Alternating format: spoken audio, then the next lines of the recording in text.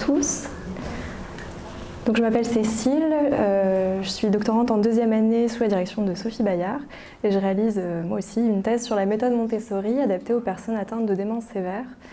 Aujourd'hui, je vais vous présenter les résultats, enfin le protocole pour commencer, et les résultats de ma toute première étude qui, normalement, on croise les doigts, va bientôt être soumise. Alors, en préparant cette présentation, je me suis amusée à taper sur Internet personnes âgées, activités, maisons de retraite. Et on tombe sur pas mal de photos et d'images un petit peu comme celle-là, de gens très souriants qui lisent, jouent au loto, comme le disait Meryl, font diverses activités sportives. Vous me voyez venir avec mes gros sabots, la réalité est tout autre. En réalité, en maison de retraite, la plupart du temps qui est passé par les résidents en journée, ils sont inactifs. Alors ce constat il est alarmant pour diverses raisons, notamment parce qu'on sait que l'inactivité et le manque d'interaction sociale positive sont associés à une diminution, une atteinte sur la santé, tant physique que mentale. Et ce sont des facteurs qui sont associés à une augmentation du risque de mortalité. Comme le disait Meryl, donc je vais passer assez rapidement sur la méthode Montessori, mais donc il y a quand même pas mal de mouvements en ce moment sur l'accompagnement des personnes âgées, avec notamment l'expansion des approches centrées sur la personne, dont fait partie la méthode Montessori. L'idée, comme vous l'avez sûrement compris, c'est vraiment d'individualiser la prise en charge au maximum, de proposer des activités porteuses de sens et qui plaisent à chaque personne de manière individuelle pour qu'elle s'y engage et qu'elle y trouve un réel intérêt. Alors, c'est super de tout individualiser, néanmoins en EHPAD, on sait qu'il n'y a pas beaucoup de soignants pour beaucoup de résidents, donc les activités de groupe restent une solution qui est quand même à favoriser dans l'accompagnement au quotidien, notamment pour les activités de loisirs. Et c'est pour ça que dans cette étude, je me suis concentrée sur une activité de loisirs qui est classiquement proposée en EHPAD, à savoir l'activité de lecture de contes en groupe, et que j'ai comparée à une activité cette fois-ci qui répond au principe Montessori, toujours une activité de lecture en groupe. J'ai le même problème que Meryl, j'ai plus mon souffle. Le déroulement d'une activité de lecture de contes, c'est à peu près comme on se l'imagine. Une soignante réunit un groupe de résidents et leur fait la lecture pendant une trentaine de minutes. Dans la version Montessori, cette fois-ci, il y a du matériel adapté qui est proposé à chaque résident, donc chacun a son livre, est invité à suivre la lecture et même à lire à tour de rôle s'ils le veulent bien. Bien évidemment, le matériel a des caractères adaptés, le contenu aussi est adapté pour permettre à des personnes avec des troubles cognitifs relativement avancés de malgré tout apprécier la lecture. J'ai mesuré donc les impacts de ces deux types d'activités sur le nombre d'interactions verbales entre les participants, parce que c'est quand même ce qu'on cherche à solliciter dans des groupes en maison de retraite. On a fait des mesures des affects exprimés pour s'assurer qu'ils appréciaient quand même l'activité.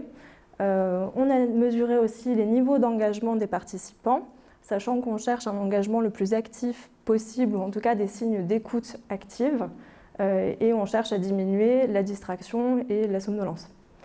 Et comme c'est une population, donc les personnes qui présentent des troubles cognitifs sont souvent décrites comme présentant des comportements réactionnels ou des comportements dits perturbateurs, on a aussi fait des mesures de ce type de comportement. Concernant le protocole, donc je vais passer assez rapidement, c'est juste pour vous expliquer qu'il y avait donc 3 groupes de 5 résidents qui étaient réunis régulièrement pendant plusieurs semaines. Toutes les séances étaient enregistrées donc il y a eu beaucoup d'heures de vidéos qui ont été découpées en morceaux de 6 minutes, tous aléatoirisés et présentés à des juges pour des cotations de manière le plus aveugle possible. Elles ne connaissaient pas les objectifs ni les hypothèses de l'étude, et n'étaient pas familières avec la méthode Montessori. Concernant le protocole en lui-même, je ne vais pas rentrer dans les détails du protocole qu'on a utilisé, simplement pour vous dire que c'était un protocole en ligne de base multiple pour lequel on obtient ce genre de graphique. Chaque bloc correspond à un de nos groupes et à gauche de la ligne continue, on a les résultats pour les activités de lecture de contes et à droite de la ligne continue, on a les résultats pour la lecture Montessori. Sur la base de ces données, on a réalisé des analyses visuelles donc sur les graphiques, ce qui se fait classiquement dans ce type de protocole, auxquelles on a ajouté des analyses statistiques qui ont le grand intérêt pour nous de nous permettre de calculer une taille d'effet qui s'interprète à peu près de la même manière qu'un dé de Cohen.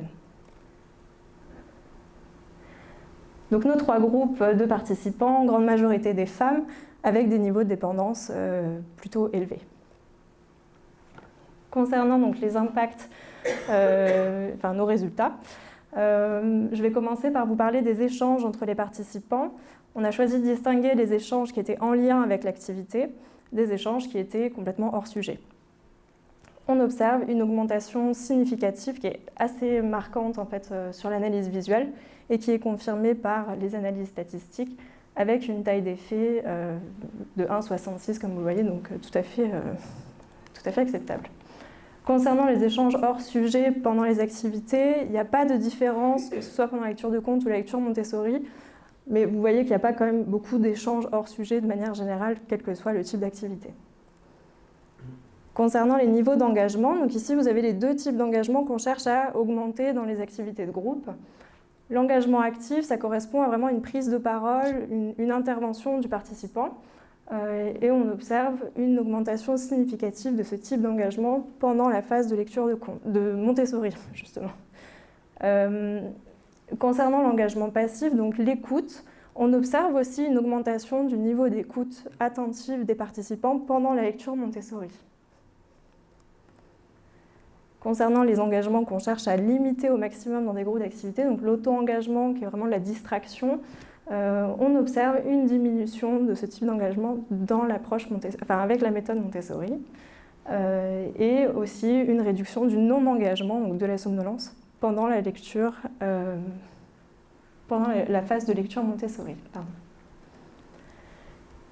Concernant les affects exprimés, on a distingué donc le plaisir exprimé par les participants des affects négatifs en général, avec une petite augmentation du plaisir pendant la phase Montessori et pas d'impact significatif sur les affects négatifs, mais qui restent néanmoins très peu représentés, quelle que soit la phase de l'étude.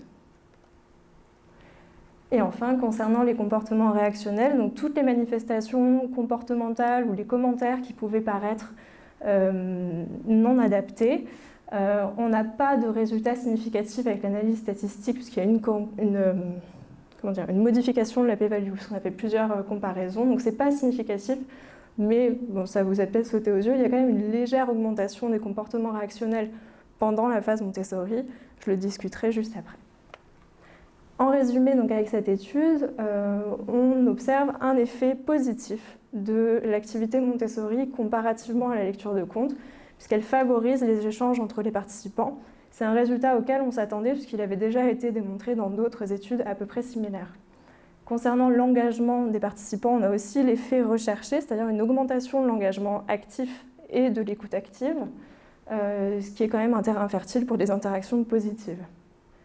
En ce qui concerne les comportements réactionnels, je disais, il n'y a pas d'effet, mais il y a quand même une légère augmentation, ce qui vient contredire en fait d'autres études sur le sujet, même s'il n'y en avait pas eu pendant les activités de lecture Montessori, mais ça vient un petit peu contredire les modèles qui existent à ce jour sur le sujet. Excusez-moi. Alors comment est-ce qu'on peut l'expliquer? Notre mesure en fait, des comportements perturbateurs pendant les activités n'a pas été faite avec un outil standardisé, puisqu'il n'y en a pas qui existe. Donc c'est peut-être un biais dans notre méthodologie. Il y a aussi un autre facteur, c'est qu'en favorisant les échanges entre les participants, s'ils ne s'entendent pas entre eux, ils peuvent aussi avoir des attitudes un petit peu réfractaires, ou en tout cas manifester un petit peu plus d'agacement envers les autres participants pendant la phase Montessori. Il y a aussi un effet plancher, parce que globalement, il n'y a quand même pas beaucoup de comportements réactionnels, peu importe le type d'activité, ça reste quand même assez limité, et des comportements qui n'ont pas interrompu franchement le déroulé des activités. Merci beaucoup pour votre attention.